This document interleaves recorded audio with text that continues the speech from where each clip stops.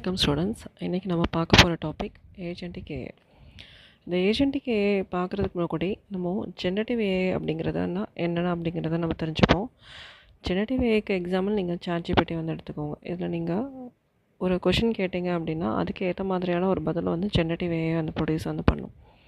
And agentic AI அப்படிங்கிறது அதால் ஓனாக அந்த டெசிஷன் மேக் பண்ண முடியும். அட்டானமஸாக அது வந்து ஒர்க் ஆகும். நிறைய ரியல் டைம் என்வரான்மெண்ட்டில் இந்த ஏஜென்டிக் ஏஐ அப்படிங்கிறத வந்து நம்ம யூஸ் பண்ணிகிட்டே வந்திருக்கோம். இதோட எவாலுவேஷன் வந்து எப்படி இருந்தது அப்படின்னா, இனிஷியலாக ஏஐ மாடல் அப்படிங்கிறத வந்து யூஸ் பண்ணோம். நெக்ஸ்ட்டு மெஷின் லேர்னிங் எரா அப்படிங்கிறது, நெக்ஸ்ட்டு LLM மாடல்ஸ். இந்த ஏஜென்டிக் ஏஐ வந்து என்னெல்லாம் இன்டெகிரேட் பண்ணி வந்து வச்சுருக்கு அப்படின்னா, இது வந்து ஒரு காம்பினேஷன் ஆஃப் ஏஐ, அதுக்கப்புறம் ஆட்டோமேஷன் அண்ட் தென் வந்து ரியல் டைம் அடாப்டபிலிட்டியை வந்து சப்போர்ட் பண்ணுது. ஏஜென்டிக் ஏஐ எப்படி வந்து ஒர்க் ஆகுது அப்படின்னா, நீங்கள் ஒரு டேட்டா வந்து கொடுத்தீங்க அப்படின்னா, இது LLM அண்ட் மெஷின் லேர்னிங் மாடலை வந்து யூஸ் பண்ணி அந்த டேட்டாவை வந்து ப்ராசஸ் பண்ணுது. அதுக்கப்புறம் அதோட மெயின் அப்ஜெக்டிவ் என்ன அப்படின்றத ஐடென்டிஃபை பண்ணுது. அதுக்கு ஏற்ற மாதிரியான ஒரு ஸ்ட்ராட்டஜிஸை வந்து பிளான் பண்ணிக்குது.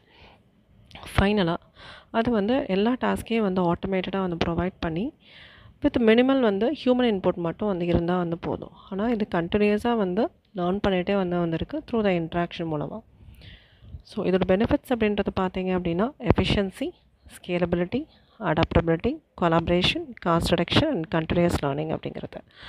ஸோ ஏஜென்டிக் ஏஐக்கும் ஜெனரேட்டிவ் ஏஐக்கும் என்ன டிஃப்ரென்ஸ் அப்படின்னா, ஏஜென்டிக் ஏஐ வந்து அட்டானமஸாக அந்த ஒர்க் ஆகும். இது கோல் ஓரியன்டாக வந்திருக்கு. நிறைய ரியல் டைம் என்வரான்மெண்ட்டில் ஏஜென்டிக் ஏஐ வந்து யூஸ் பண்ணிட்டு வந்திருக்கும். இது கண்டினியூஸாக ரியல் டைமாக அப்சர்வ் பண்ணி அதுக்கு ஏற்ற மாதிரியான ஒரு அவுட்புட்டை ப்ரொடியூஸ் பண்ணுது. நிறைய அட்டானமஸ் சிஸ்டமில் நம்ம இதை வந்து யூஸ் பண்ணிட்டு வந்திருக்கோம். இண்டிபெண்ட்டாக இதால் ஒரு டெசிஷன் வந்து மேக் பண்ணிக்க வந்து முடியும். ஆனால் ஜெனரேட்டிவ் ஏஐ எடுத்துட்டிங்க அப்படின்னா, இது வந்து க்ரியேட்டிவாக வந்து வந்திருக்கும், அவுட்புட் ஓரியன்டாக வந்திருக்கும். இது நார்மலாக கண்டென்ட் பேஸ்டு இல்லை இமேஜ் பேஸ்டு மாதிரி வந்து இருக்குது. ஸோ நீங்கள் இது டெசிஷன் எப்படி மேக் பண்ணுது அப்படின்னா, நீங்கள் கொடுக்குற இன்புட்டை பேஸ் பண்ணி தான் இது வந்து ஒரு அவுட்புட் வந்து ஜெனரேட் பண்ணிக்க வந்து முடியும். இதோட அப்ளிகேஷன்ஸ் அப்படின்றத வந்து பார்த்தீங்க அப்படின்னா, நிறைய அட்டானமஸ் வெஹிக்கிளில் வந்து யூஸ் பண்ணுறோம். And then health care system, finance and customer சர்வீசஸ்லாம் வந்து ஏஜென்டிக் ஏஐ அப்படிங்கிறத நம்ம வந்து யூஸ் பண்ணிட்டு வந்திருக்கோம். Thank you students.